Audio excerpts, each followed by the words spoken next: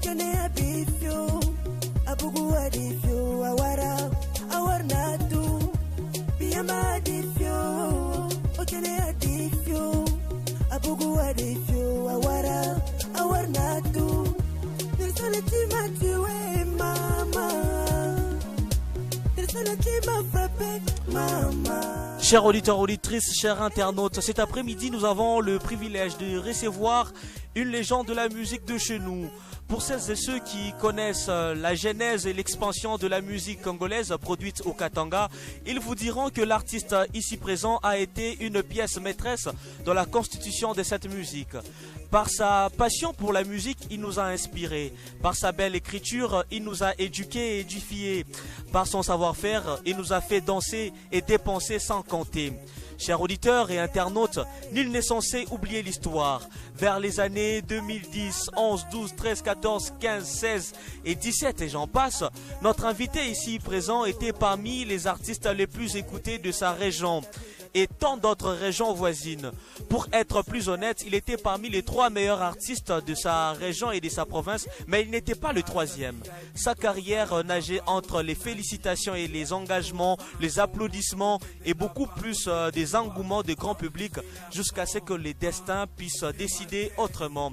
Aujourd'hui, pour parler de l'évolution de la musique, l'impact et l'évolution de cette industrie, nous les recevons pour notre première fois dans ces programmes. Bienvenue Nelson Chi. Merci d'être venu. Merci. Bonjour à tous. Karibou Sana. Ouais, staré. J'allais dire bienvenue Nelson Chi et BRSMZ.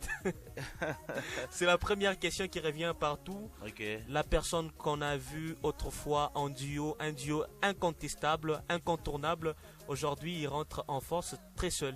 Où serait passé Berens? Non, Berens est là. Actuellement, ce qu'il fait, ça lui permet pas de faire la musique. Et voilà, je me retrouve seul. Le commando est là. Le commando est là. Comment ça va? Est-ce que tout va bien? Parce que partir subitement, vous n'avez jamais fait de son officiel pour dire au revoir autrefois avant de laisser les internautes, les mélomanes dans un silence total, silence radio, avant de disparaître sur la scène et on vous voit réapparaître. Comment vous vous sentez après cette transition? D'abord, je suis là. Et c'était juste une pause. Pas une pause stérile, mais j'ai pris le temps de travailler en coulisses. Et voilà, aujourd'hui, je suis de retour. Et donc, voilà, c'est un peu ça. Lorsqu'on a une grosse carrière comme celle de Nelson Chi que nous recevons aujourd'hui, c'est quoi les sentiments qu'on éprouve lorsqu'on se croise avec ses fans, avec ses mélomanes et même sur scène? Ça me fait énormément plaisir, plein de souvenirs, plein de nostalgie, d'émotions.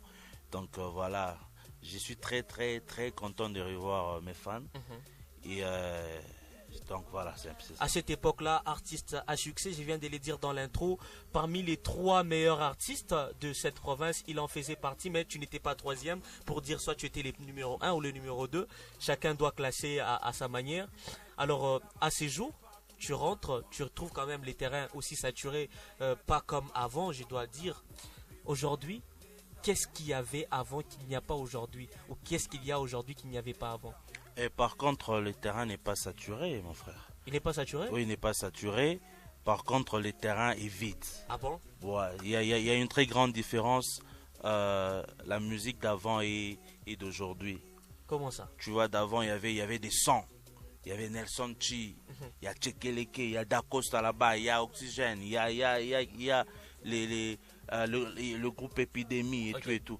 Mais aujourd'hui, j'ai l'impression d'écouter que 2 artistes.